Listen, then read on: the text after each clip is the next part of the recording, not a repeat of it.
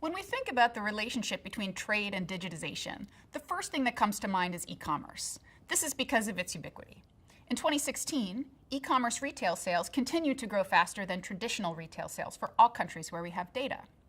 But this is just one way in which digitization is affecting how and what we trade.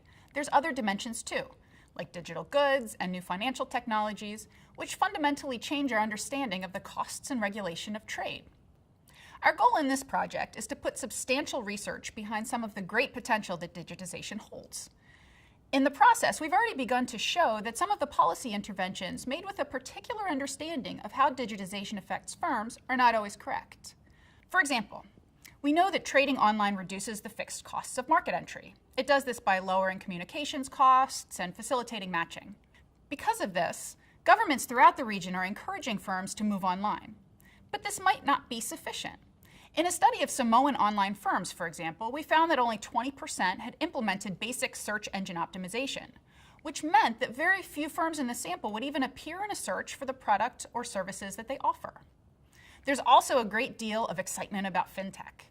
But in a recent trade finance survey, we found that over 70% of firms worldwide are completely unfamiliar with this technology. More importantly, though, of firms that are familiar with fintech, the uptake rate is strong. This suggests that the critical intervention is not access to new financial technologies, but knowledge sharing about them. So what's next? Well, technology is changing trade much more quickly than we'd anticipated even 10 years ago. And in this project, we're targeting better policy through better clarity on 4 issues. First, how the digital economy is measured, what kind of flows are included, and how they're priced. Second, SME globalization, how firms are acting differently using technology. Third, trade facilitation, how innovations like paperless trade and electronic single window are impacting trade costs. And finally, the evolution of the regulatory environment, which is particularly tricky as we move into 2017. All of these topics will help us both make better policy recommendations, as well as pushing forward the frontier of knowledge about trade in the digital economy.